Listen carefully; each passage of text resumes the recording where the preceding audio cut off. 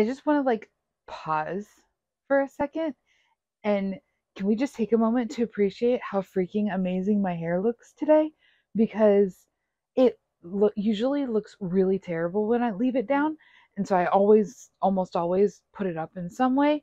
But like today, I put in the curls and I brushed it out and it just like, whew. And I don't know if it translates as well on camera as it does in the mirror. But holy cow, in the mirror it looks freaking amazing. And I hope that it really looks amazing on the camera. We'll find out. Anyway, seems like a almost awkward segue into the video that we're doing today because I'm like asking you to, like, virtually compliment my hair when I'm about to, talk about this weird sort. Okay, so I'm just gonna dive into it. I don't like being called beautiful. I I don't. It bothers me, and the reason why is because I'm not. I you know I, I'm not saying this to get sympathy. I'm not saying this to fish for compliments. I'm not, I don't want people to like message me and be like, no, don't say that about yourself. You're gorgeous. Please don't. That's not what this is. Okay. I don't like being called beautiful because objectively I am not, am I ugly? No, I'm very normal. Okay. Extremely normal looking. My features are nothing out of the ordinary in any way, shape, or form. And the definition of beauty is that you stand out in some way, that there's some aspect of you that is especially attractive. And that's not the case with me. And this has been really kind of frustrating with me because whenever I connect with someone on a dating app and we start to talk, almost inevitably the conversation starts to stall. And what is the first thing that they say to me? You're beautiful. It's like, I'm sorry. That phrase is like the exact same meaning to me as roses. I hate roses. Roses are what you give to a person when you don't know what they actually like. And most women do like roses, and that's totally fine. But I don't. And so if you give me roses, it's because you didn't take the time to figure out what I actually wanted, as opposed to just giving me something that you thought generically any woman would want to have. And it just bothers me. If you in the middle of a conversation, you're like, you're beautiful. It's like, do you really have nothing more intelligent to add to the conversation? Like, just really? So so it bothers me. I don't like it. And it's just, I I have a point, okay? I promise. So there are people in in our world, in our society, in our cultures that feel things that feel things very deeply and strongly that make no sense to the people outside. To people outside of my headspace, they won't understand why I hate being called beautiful. And watching this, you might think that you understand because I just explained it, but that is the rationale that I came to, you know, cognitively thinking it through to explain why I hate being called beautiful. When actually there is a deeper, darker past involved psychologically that is the underlying reason. And I have made excuses for those feelings because I didn't want to face the reality of why it is that I don't like being called beautiful. So there are people who go through things in their lives that are traumatic, and everybody's trauma is different. When I finally, get to what it was that happened to me, you'll probably roll your eyes and say, "Really? That's it?" But to me, it was traumatic. And it's not it's not our place to judge people for the consequences of the trauma that they have faced. Things things develop from us that we try to apply logic to that are not logical. They're just not. And we're trying to fix things that, we're trying to fix things on a surface level that go much deeper. We're using cosmetics to cover up a gaping wound. And it depending on how good you are with cosmetics, you might hide it, but it's still there. you know if you have a scar, you can put makeup on it, but it's still there. So, to explain a little bit, not going into details, but when I was, oh, 18, there was a boy at my church, and I'd never really been interested in guys before. I mean, obviously I'd had my crushes, but I'd never been on a date. I'd never, really interacted with the opposite sex in a way that could lead to a potential romance.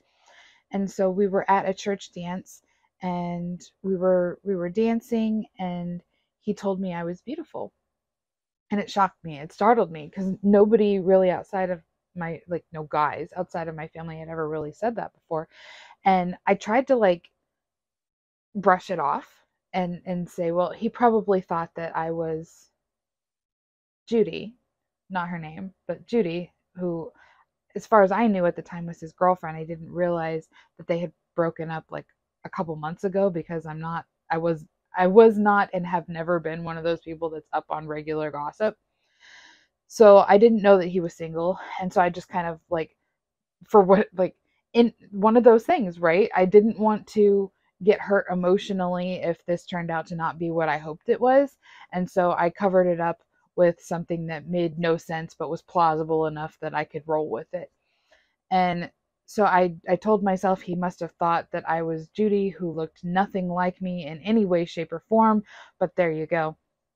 And turned out not to be the case. He actually turned out to be interested in me, which was really cool. We went out on a date to the movies. We went and saw the Fantastic Four in the theater, and it was actually out of most theaters at this point. So we had to drive all the way up to, I think, Huber Heights, which is a good half-hour drive. Was it Huber Heights? I don't know. It was up by the mall. Anyway, it was a good half hour, 40 minutes. And we talked the whole way, got to know each other a little bit better. And it was just, it was really fun. It was a really good first date, like, all the way first date. I've never been on a date with anybody before. And so we got to know each other, and then nothing really came of it, because he was planning to go away for work for a while. But when we met at church, we would talk, and probably would have skipped out on our classes, except that he was the teacher for the adult Sunday school and I was a teacher for the young women's ministry. So we really couldn't skip out and, make that in any way, shape, or form feel responsible. But after church, he played the piano. He was very good, sang very beautifully. And so after church, he would practice in the sanctuary. And the first time I went in and just kind of sat beside him, and we talked and we sang some hymns together. And my parents, like, just left me at church. Like, they just got the rest of the kids and got in the car and drove away. And looking back, I'm sure my mom did it on purpose, because she'd peeked into the sanctuary and seen the two of us at the piano. So I'm sure it was on purpose. But yeah, oh, my mom, the matchmaker. And yeah, so this continued for a while. We would stay after church, we would sing, and he would play, and then he would drive me home. And we got to be really good friends. And around this time, Moms for America was still pretty young, but my mom had a fundraising gala at Christmas, and I needed a date. So I asked him if he would be willing to go with me, and he said yes. And we went, and we had a great time. We danced, we had dinner. It was really great. And by now you've probably realized that like this relationship was as vanilla as relationships can get. We were not dating. We were not, you know, never told each other that we liked each other. There was no defining the relationship in any way, shape, or form because I knew he was leaving for work. I knew that I had obligations at home. And so it was just, we were really good friends. And if something came of that later, I mean, his family was still in the congregation. It's not like he would be out of my life forever, even if he was going to be gone for a while. So we just, we were friends. But I really liked him. I was pretty much head over heels in love with him by the time he got his offer, and he actually went overseas for 2 years.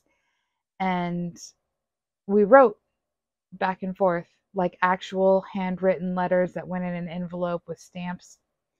Yeah, like I said, super vanilla. So we wrote back and forth once a week, and it was it was great. It was nice. I Anyway, so his nickname for me was Beautiful. He called me Beautiful. And anytime I saw him at church, hey, Beautiful, it made me feel so good, you know? I I'd never I'd never looked at myself as ugly. I'd never felt ugly, but I'd never really felt beautiful either. And he made me feel beautiful. Well, as I'm sure you've probably guessed, considering I am extremely single at 35 years old, he met somebody while he was gone, and he came home engaged. Well, he came home, got engaged after she met his family, and I guess they approved of her, I guess.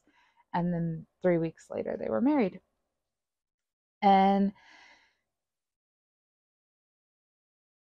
okay, I just want to say straight up, he did nothing wrong.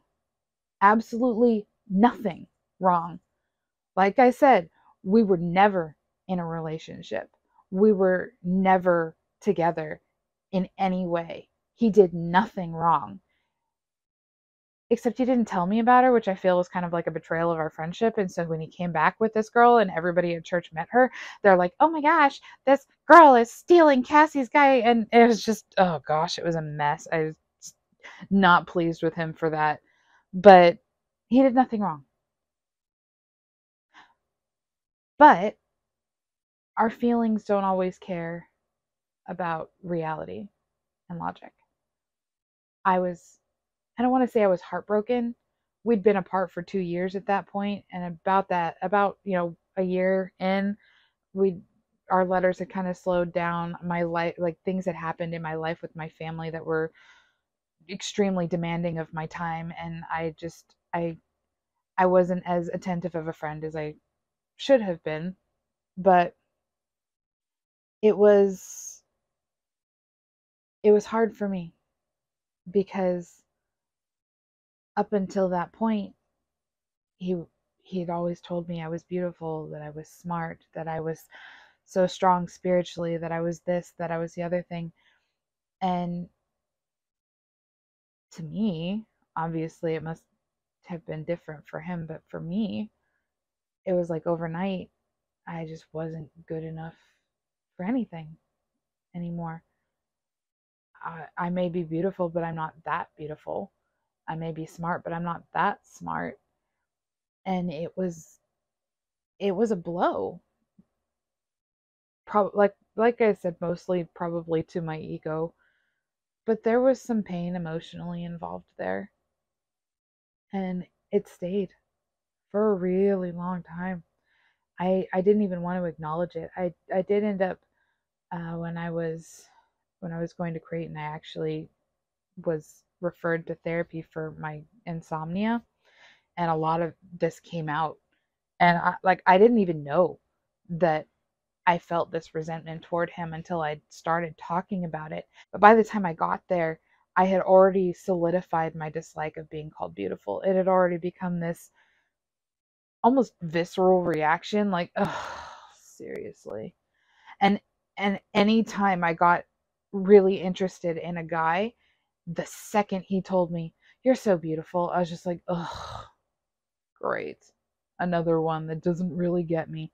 Another guy who just doesn't understand that, you don't just say things like that to a girl to try and soothe things over."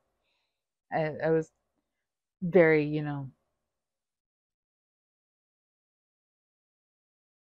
it was a long time before I was able to come to a place where I could genuinely understand and accept the reason why I don't like to be called beautiful without trying to cover it up with fake logic. And I, I don't know if I've been truly successful in letting it go or not. I mean, obviously, talking about it is still a little emotional in certain respects, but I genuinely, to this day, don't believe I'm beautiful. And again, this is not me asking you to tell me that I'm beautiful. I'm not fishing for compliments, okay? Just in a completely objective sense, I'm not beautiful. I can be very pretty, when I put in the effort. My hair, like I said, looks freaking fabulous today, although actually I may have just messed it up. But and I don't know if the fact that I don't see myself as beautiful and is still a holdover from that pain that I had as an 18-year-old almost 20 years ago, or if it's just me being able to look at myself objectively. I don't know. I genuinely don't know. And it's because I don't know that I can relate well to people who don't necessarily understand why they behave the way that they do. They've made excuses and reasons for themselves, but they don't necessarily know why they do what they do. And we're seeing a lot of that bleed over into our society. A lot of these people who have unresolved trauma are acting out in ways that are pushing other people in ways that they don't want to be pushed. And I get it. I get the need to make people see things your way because I don't want to be called beautiful. And I should clarify. And again, this is what makes me think that it's a holdover. I don't mind if girls or women call me beautiful. I don't mind. I don't care if kids call me beautiful. I don't care if old men call me beautiful. I don't care if my parents call me beautiful. Um, it shows that they see me that way, which is totally fine. But I cannot stand it when guys who are my age, who are available as potential romantic partners, call me beautiful. Which is why I think that it's this quote objective view I have of myself is probably still rooted in the past. This is just my way of saying that I get it. I understand why people want to make people think in different ways. Okay. I can understand why they would want to feel validated in their own emotional journeys. The things that they have found to try and rationalize those internal hurts away as a safety net or whatever it is. I can absolutely understand wanting to hold on to that because I still am. But that doesn't mean that I can go around telling people that they're not allowed to tell other people that they're beautiful. I can't even I don't even want to be that person who tells people that they can't call me beautiful because if they see me that way, who am I to tell them that they're wrong? Do I But that doesn't change the fact that it still bothers me. And I'm trying, I'm trying. I think I'm getting better. Is this something I need to get better from? I don't I don't even know. Is this something I need to get better from? But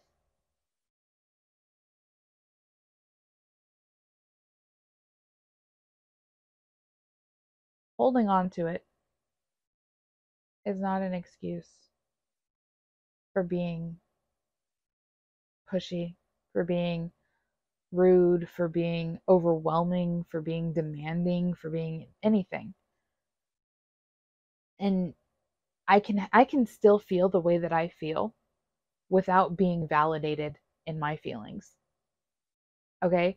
I don't need people to tell me I'm not beautiful to continue to think that I'm not beautiful. I don't need people to tell me that I'm, you know, that I can be pretty, that I can be whatever. I don't need that. I don't need that validation. But I can understand people who do. That doesn't mean that I support them in all of the things that they do to gain that validation, but I can understand where they're coming from. And I think that there's a lot to be said for extending grace because we don't know what people have gone through in their lives. We don't know what they're holding on to, what hurts they have, what has made them the people that they are. And I think it's just in us to try and find that common ground, you know, to find that thing that we can hold on to that helps us see the world from each other's eyes, even if we can't fully understand.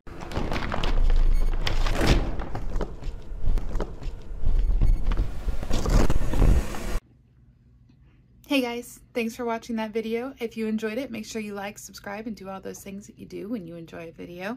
If you'd like to learn more about us at Moms for America or the Millennial Rant, you can visit our website at millennialrant.com or see us on our Instagram page at millennial_rant. I look forward to seeing you next week, and I hope that you have a wonderful day.